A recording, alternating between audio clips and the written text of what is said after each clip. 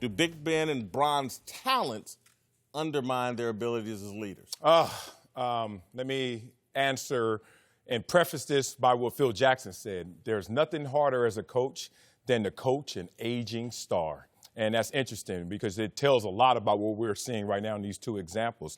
Aging stars. Not saying that LeBron has started to come down the hill. He may have plateaued this year. We don't know based on his level of engagement. But Ben Roethlisberger certainly is coming down that hill.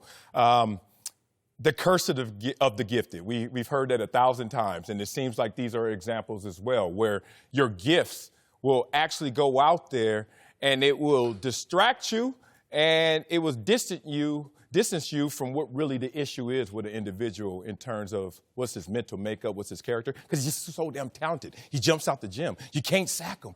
He throws the ball with 2 defenders on him, and you just don't get to the core of where we are right now, which is that aging star all of a sudden has to have those attributes, the mental attributes, the character attributes. Those things start to really exemplify in these moments. I would say that they're different leaders, though. Ben Roethlisberger wasn't asked or allowed to be a leader when he first stepped into the NFL. That was a team full of veterans and boisterous veterans as well. And they were on the way to a Super Bowl championship. They didn't need Roethlisberger in that role. LeBron wasn't even asked to be a leader in typical fashion. He went to a dysfunctional franchise that was the #1 overall pick. That means they were a bad team. They said, just do you. And hopefully that is a leadership by example model. So to now criticize LeBron, who's done as much for the game, has been as close to perfect as any player has ever been in this sport, I think is doing him a disservice in his down time this year. But Big Ben, I think he deserves all the smoke. I think these are just issues that have been covered up for many years, and many teammates are starting to come out like dominoes talking about Big Ben, the person. So I want to separate the two, but I get it. I always look at, talented being wasted on the talented sometimes, right? Like sometimes you look at a guy that's so talented and you're like, really, dude? Like you have to be reined in. Chuck Daly is the guy who once said, today's player has to be, you have to get permission from today's player to actually coach today's player. And that was back in the Bad Boys Pistons days, right? And you look at Popovich, he had Duncan, who said, yes, you can coach me. Brady said to Belichick, yeah, you can coach me. You can rip me. You can do those things. I don't remember LeBron James ever getting this heat when he had Pat Riley in charge and Eric Spoelstra behind him, who was handpicked to be in charge of that franchise. I don't remember that. So my thought is this: you can't lead from behind as an organization. If you don't empower a coach, if you emasculate a coach and say, okay, now go coach this superstar, and he's not empowered to coach the guy, well, the guy is just, human nature. LeBron's going to run the show. Ben Roethlisberger's going to run the show because you've allowed him to run the show. That's an organizational issue to me, not so much a player issue. That's human nature. If you give me an inch, shoot, as a player, I'll take a mile. If I know where I stand and I've been coaching and I know somebody has authority over me, guess what? I'll fall into line. That's how I look at this situation with both of those guys. NBA coaching has evolved in the realm of you have to be more than a coach, okay? Have you guys ever been on a team where you know more than a coach sometimes? Like the coaches just gave you somebody and said, you know what? Yeah, that's your coach. And you may know more than him. You may have more experience, more accolades, more knowledge than the coach, but he's just filling the job at that point in time. Yeah. I'm not saying that's what Luke is doing, but at some points in times in coaching, some people are just given jobs and do not have the qualifications to be there. And then you expect a player to just do whatever he says, and then their performance and their legacy is based on somebody who does not have the qualifications for the job. However, leadership, there's no one defined way of leadership. You may find the guys that do everything on the outside and act as a leader when the camera's on and are not a leader behind the camera. And sometimes you may see a team when you can't pick the leader out, but the team know who's the leader, who's the leader is. So the media can't always pick a leader when you're looking at a professional sports team because leadership comes in a variety of different ways. Dirk Nowitzki just passed Wilt in scoring. But he is one of the leaders that I can look at over my career, and you may not ever know how Dirk leads, but he, number one, leads with his personality. He leads with his smile. He leads with how he treats his teammates, and he leads with his work ethic because he's not a boisterous person. He's not a person that's going to do things just to be fake. But over 90% of the time, he's leading. LeBron James is the same type of leader as that. He's not going to always do what you want him to do as a leader. And I know this firsthand. No, I'm not, no, as far as the media or the fan. He may not do everything that you want him to do as a leader, but behind the scenes, he is a leader by how he approaches the game of basketball, how he prepares, and how he engages his teammates throughout the season.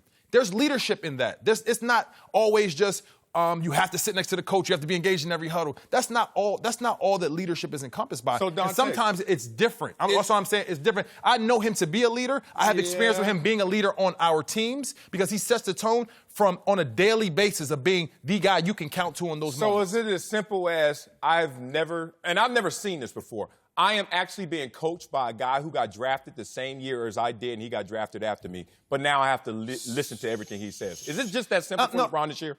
It could be in some respect. I do not know. I don't have that perspective. And for me to guess, it would be wrong. However, I see how that could be impossible to respect. I could be tough. But Are we there? No, because Why? LeBron's issues with coaches go back long before Luke Walton. And there were issues in Cleveland. There were issues in Miami that had to be tamped down. And so again, I get, and this is a yes or no at this point because I don't want another long soliloquy. Does having great talent undermine leadership? Is that any part of LeBron's problem or Big Ben's? Yes or no? Having great talent undermines leadership. Yeah. Does it? No. Okay. No, but you take into consideration with coaches and you say there's coaching turnover for a reason. There hasn't been a coach except Pop that's been in his position over my tenure of 14 years in the NBA because you have to find the right coach for the personnel at all points in times to lead and engage people. Kobe, you can't just say, MJ, both listen to Phil Jackson, even though they had hiccups. But it was Phil Jackson. But it was Phil Jackson. And did Kobe win without Phil Jackson? Did MJ win without Phil Jackson? No, you picked the right person. But again, I'm not. And that's great talent. I'm not even sure if Michael Jordan was a great leader. Great winner. I'm not sure he was a great leader. I think Phil Jackson, and the same with Kobe. I'm not sure he's a great leader, great winner. And therefore, they allowed Phil Jackson, whomever, to coach them and be the leader of those teams. About that example you set, when you're first in gassers, when it's meaningless Got for it, everyone but else. there's more to leadership. And again, when you start talking about Isaiah Thomas and partnering with a coach, the way he did with Chuck Well, Davis. they had to, and again, too. No, They were I get undermanned it. compared They to found the others. right coach for Isaiah again, Thomas. A Hall of Fame coach. Right. But again, LeBron's been in this league for 15, 16 years. We can't find this magical coach for him. And I get that everybody loves LeBron and everybody has to make sure they're good with LeBron. But again, he has a leadership issue no different than Big Ben. What is that There's based a on? reason why, based off of their problems coach to coach to coach. There were problems with LeBron and Spoelstra. Everybody knows it. We reported on it as journalists. I followed that. But his issues in Cleveland. They made it work. He had a coach that he went to 3 straight finals and won a championship with. You made a point early in your deal about as close to perfection as we've seen in the NBA, and I'm just like, what are you talking about? Well, I could go production. Why wouldn't we say in terms of ambassadorship? more perfect than Bill Russell, than Michael Jordan, than Magic Johnson? Oh yeah, he has never beat up a teammate. Oh yeah, I mean, you want to go to indiscretion? I mean, That's leadership. That's leadership. You beat up your squad. I got to knock somebody out to make it Magic did it important. too. Marcellus, you played football. Yeah. And we're going to discount some people because they got in a fight with a teammate and punched a teammate, and therefore that's some Culturally, kind of it's stain different against in them. football. First of all, our intent is Not violence. in competition. In basketball, you think there has never been fights? No, I'm talking among about your teammates? teammate. I'm talking about among your teammates. I'm talking about amongst your teammate in that culture. That's going to be looked at differently than it is in football. I don't remotely consider that a knock on Michael Jordan. Okay. He's a competitor. Competitors lose. Respect to that. But I've noticed something in commonality with all the top 10 players in the NBA over history, whether it's Kareem, Magic, Bird, Bill Russell, who you want to throw in there. We obviously Kobe, LeBron, Magic, great coaches. Like I can't even point to one as like that coach was suspect, but that player was amazing. They allow themselves to be coached. And LeBron got this greatness without him. And those coaches, again, were empowered to actually coach the team. I'm telling you what, if you have a back door, you can circumvent your coach's authority. I don't care what organization you're a part of, you're not going to win. And why doesn't Magic get the rap when he got a coach fired? Why you not? We weren't on the air then. Why doesn't Kobe get the rap? Mike D'Antoni. Exactly. What's the name? Hold why on. LeBron getting it? I just stated Kobe wasn't a great leader. I think he was a great Magic wasn't? winner. And again, but you Magic? were questioning my perspective, I got you. and I'm Magic? giving you my perspective. I just want to know about Magic. Magic was a great leader. Again, and as you stated, we weren't on the air during Magic's career. I had no time to discuss that. Magic Johnson's my favorite player of all time. I would criticize Magic Johnson. There's nobody that I'm a fan of that I will not criticize. I respect so that. This whole thing about perfection, I don't get where people are coming from. I don't know any perfect people. I don't know any perfect I said competitors. close. And again, in Too terms, perfect as any other NBA player. this guy was blessed with the most talent, to me, other than Wilt Chamberlain in basketball history. He's not going to finish with the most accomplishments. And part of the reason is he has never allowed himself to be coached. He's never partnered with a coach. Who knows if any of those guys in Cleveland, Mike Brown may have been a great coach if he's allowed to coach you. Listen, again, and I'll go from an organizational standpoint because I look at it. This is the way I look at it. From an organizational standpoint, when you're building a team, whether it's football, basketball, whatever, you have a vision, right? You see that team from 20,000 feet, and you're looking at how we're going to build this and how we're going to sustain this model of excellence. When you're a player, you're looking from court level, from the field level, and you're saying, how am I going to take care of mine, right? How am I going to get mine? And when you start empowering guys, the Pittsburgh Steelers let Ben Roethlisberger rip players on air on his radio show, and they don't hold him accountable for that? Shame on you as an organization. That's a you thing. And getting their friends hired as their coach and letting another coach that's capable to get out. Hired in organization. But you know what? This is what the talented do. But no, see, that's why I disagree. The disdain for those who win the genetic lottery, y'all need to understand it's a mom, dad, and you issue. It is, because it seems like we expect that if you don't have the talents and the capabilities, guess what you do? You find another bucket to start to fill up, and that's intangibles. And guess what? There are guys who have balanced the equation. And LeBron James has done it as well as anybody else has done it in the game. You can point to these moments right now when he's being coached by a guy who got drafted after him, and I'm not going to go too hard on that. Marcellus, I was pointing to these moments when he was in Miami and winning championships. That he didn't have leadership qualities? Yes, when he allowed Dwayne Wade to have the keys, when he knew I could take them from you, even in your own hometown? There was a whole long narrative. There were things that happened along the way before he and Dwayne taking an underman worked team out to the finals by yourself, basically, not leadership? If Pop is the best coach in basketball, right, they find players to adjust to Pop. Like, they don't just go get the best talent. Right. It's a culture issue. They have to fit into the San Antonio culture. And then they bring it in for Pop. But then sometimes the organization has to hire the right guy. You're taking the onus off the organization, and the best player has to bow down and just have to do whatever anybody says you put in that slot. No. And the Lakers found the right guy.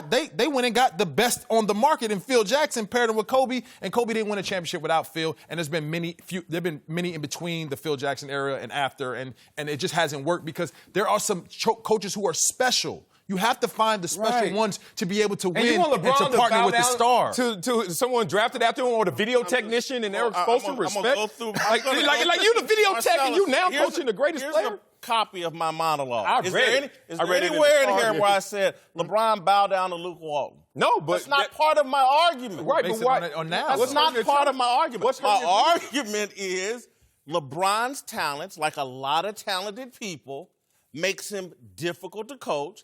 Just like Ben Roethlisberger, their talent gives them so much leverage within an organization, it's hard on a coach. And that's why LeBron is probably going to retire with 3 championships rather than 6. Well, you want to read my monologue that I didn't write? Here we go. What about the sorry player, and we've been there before, who's a malcontent because he ain't that damn good. And you know what? He goes without notice, He goes without notice, bringing drama. And then guess what? He's gone. There is not a talent conversation of why he's a malcontent or hard to lead. It's just the simple fact that some guys are born leaders, some guys are put into leadership positions, and they succeed in it. I would not look at LeBron and say he's been a failure as a leader based on his talent, based on any criteria. But, hey, you think different. That is accurate. And I would say that there's some sorry, bad leaders out there. Right. I'm like, well, there are. We talking about there are others that, again, my point was, when you don't have talent, leadership is born out of necessity sometimes. If you're a little short on talent, you lean into other things. But what if Again, you're short I on hear, talent? I get that y'all hear this as some kind of hyper criticism of LeBron. It's just an analysis of a hyper-talented athlete I think who's struggling a bit. And again, you can have a conversation. Well, why is he struggling? Right. Why is it organization to organization? At its core, you hear anything that's negative about LeBron? Oh my God! Right. Jesus has been attacked. No, at its core, it's not that. It's always a struggle regardless. I think it's at its core. I think you're right. Super talented people are given more leeway, They right? can skip steps. Right, exactly. We can But skip again, steps. I continue to hold organizations accountable for That's a saying true story. you let that happen. Right. We'll take LeBron off the cross here in the next segment.